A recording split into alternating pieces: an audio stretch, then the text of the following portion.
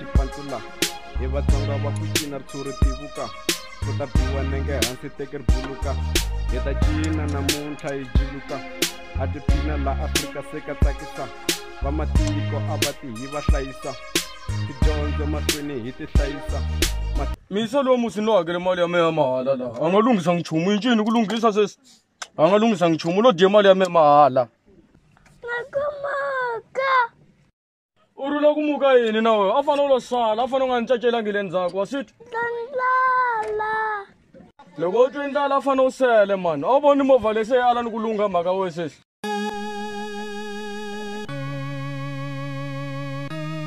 Izobuya mama ngiyakutshela izobuya ekhaya hamba nabangani bami izobuya nabangani bami nabangani bami nabangani bami nabangani bami nabangani bami nabangani bami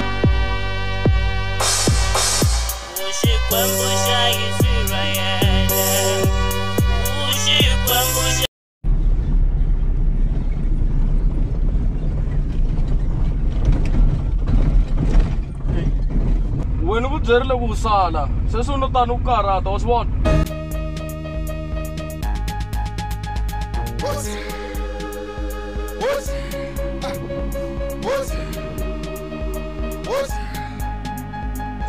Everyone is free.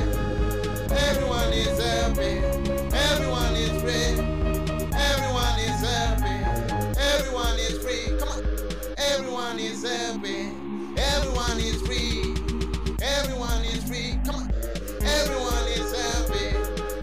Ezizale sasinibhili silani kombela nyana lifiti lanwane. Hey phela into akubaba hey.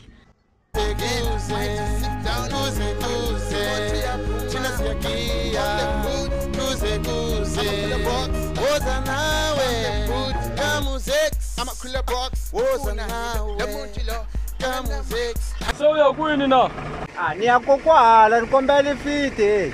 okay tata khandziya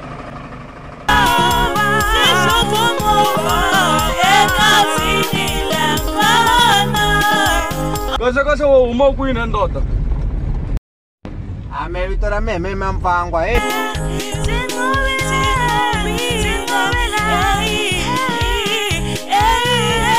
Boti mi ni pfunile danki mani hey a ni nga swi tisa ku ni ta swi endlisa ku yini hey a na khensa mani a u nga ri wo khensa no mi mfumo mali ya ko yi kwini kahle se i mali ya yini na hikuva hi nga zangi mi nga ni byela ku ni ta hakela mali mente ni kombela lifiti mi ku a hi fambi va kombele lifiti va hakela u nga ni endleli sweswo switi hayi so mara yo ni ta mi nyika mali ya n'wina loko ni yi kuma hayi